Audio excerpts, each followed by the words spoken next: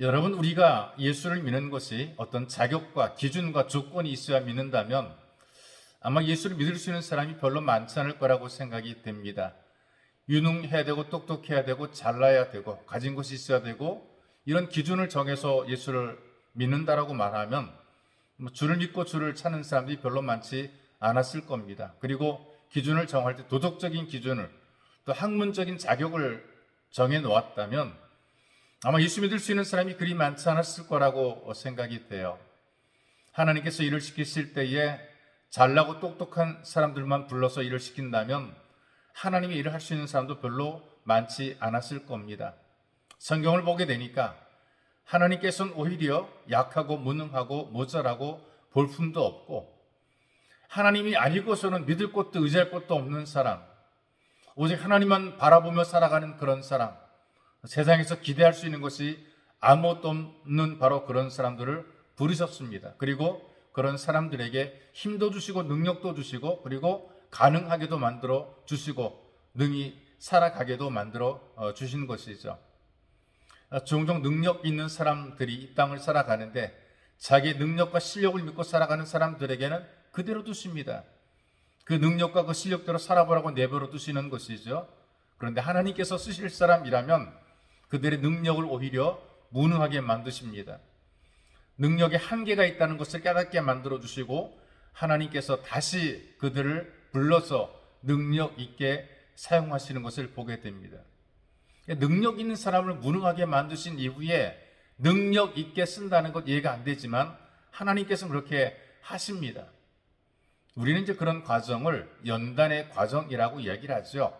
그 연단의 과정 속에서 하나님을 찾게 되고 찾게 하시고 또 하나님 믿게 하시는 모습을 보게 돼요. 그래서 우리에게 주시는 하나님 말씀 여러분들에게 소개해 드리겠습니다. 출애굽기 3장 9절에서 12절 말씀입니다. 이제 가라, 이스라엘 자손의 부르짖음이 내게 달하고 애굽 사람의 그들의 괴롭히는 학대도 내가 보았으니 이제 내가 너를 바로에게 보내어 너에게 내 백성 이스라엘 자손을 애굽에서 인도하여 내게 하리라. 모세가 하나님께 아뢰되 내가 누구이기에 바로에게 가며 이스라엘 자손을 애굽에서 인도하여 내리이까. 하나님이 이르시되 내가 반드시 너와 함께 있으리라.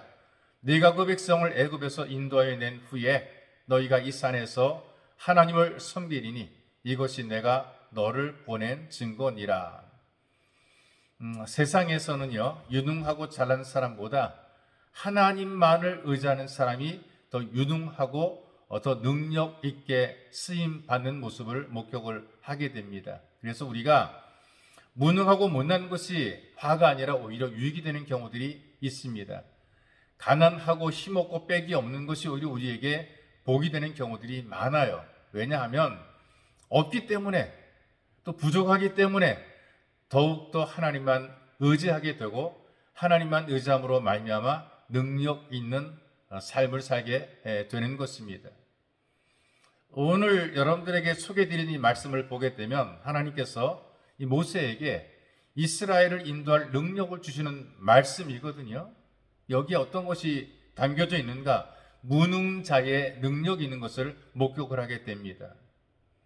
하나님께서는 하나님의 일을 할 사람을 광야에서 철저하게 깨뜨리십니다. 다 잃어버리게 하시고 무능하게 만드시죠. 하나님의 손이 토기장이 같아요. 모든 것을 다 부숴버립니다. 그리고 모든 것을 갈아버립니다. 곱게 갈아서 새롭게 만들어 내는 것이죠. 작품이 나오는 것입니다.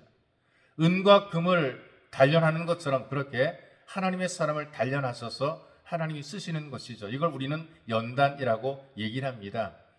있는 능력까지 빼앗깁니다. 아무것도 없게 만드시고 오직 하나님만 바라보게 만드시는 것이죠. 그렇게 함으로 말미암아 하나님만 의지하고 하나님만 바라보게 하는 것입니다. 모세가 연단받기 전에는 못할 것이 없을 정도로 자기를 과신했어요. 그래서 하나님의 능력보다 자기의 힘으로 애굽 사람을 이기려고 했습니다.